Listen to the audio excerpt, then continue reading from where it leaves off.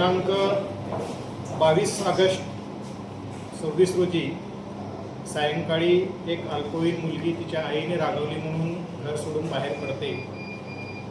रुई या गावातील साईनगर या ठिकाणी आणि दुसऱ्या एका 5 मजली इमारतीवर जाऊन तिनं ती पुढे उडी मारून आत्महत्या केलेली आहे.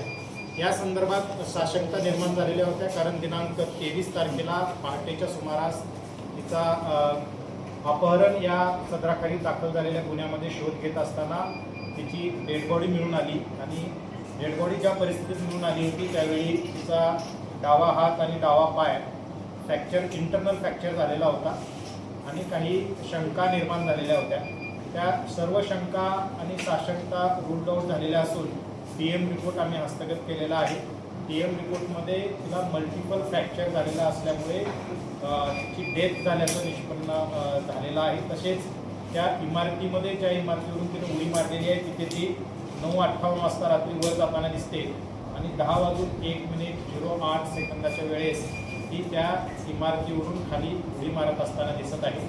ज्या इमारतीच्या टेरिसवरती गेलेली होती त्या टेरिसमध्ये एंट्री केल्यानंतर तिनं तो पायऱ्याचा दरवाजा जो आहे तो बाहेरून बंद केलेला होता आणि तिच्या चप्पल पण आपल्याला वर मिळालेल्या होत्या. त्यामुळे या मुलीने क्लिअर कट आत्महत्या केल्याचं याच्यामध्ये निष्पन्न झालेलं आहे. आपला जो गुन्हा दाखल आहे त्यामध्ये इथून पुढे ED फायनल त्या तपासामध्ये निष्पन्न होत आहे. यात संशयास्पद असं काही नाही. थँक्यू. शहरामध्ये जी वाढती गुन्हेगारी त्यावरती बोट ठेवलं आणि बारामती शहरामध्ये अर्थात बारामती उपविभागामध्ये मोठ्या प्रमाणात मोठ्या संख्येनं गुन्हेगारी वाढली असा आरोप आमदार रोहित पवार यांनी केला. मला वाटतं की गुन्हेगारीची जी आकडेवारी आहे ते अधिकृतपणे पोलीस विभाग स्पष्ट करू शकतो आणि त्या आकडेवारीवरून आपणाला लक्षात येतं की गुन्हेगारीमध्ये वाढ झाली आहे किंवा घट झाली आहे. आणि गुन्हेगारीची जे तुलना आहे ते चालू वर्षाची मागच्या वर्षाशी केली जाते. मागच्या वर्षी जे गंभीर गुन्हे दाखल आहेत जुलै एंडिंगपर्यंत, यावर्षी जुलै एंडिंगपर्यंत जे गंभीर गुन्हे दाखल आहेत त्याच्या आकडेवारीवरून अधिकृतपणे पोलीस विभागच हे सांगू शकतो की गुन्ह्यामध्ये वाढ झालेली आहे का घट झालेली आहे. तर बारामती शहर, खास करून बारामती तालुका आणि माळेगाव या तिन्ही शहराचे जुलै 2025 अखेर आणि जुलै 2026 अखेर आपण गंभीर गुन्ह्यामध्ये प्रत्येक सदराखाली जर आपण आकडेवारी घेतली तर तुमच्या माहितीस्तव या तिन्ही पोलीस स्टेशनमध्ये सन 2026मध्ये आज अखेर एकही खुनाचा गुन्हा दाखल नाही आहे.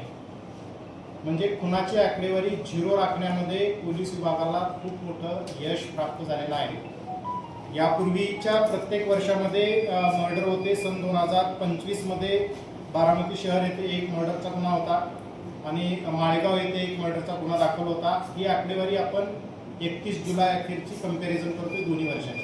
दोन्ही ठिकाणी एक मर्डर होते. या दोन्हीमध्ये पण घट झाल्याचं म्हणजे 0 संख्या आहे. 2ने पण मर्डरमध्ये कमी आहोत.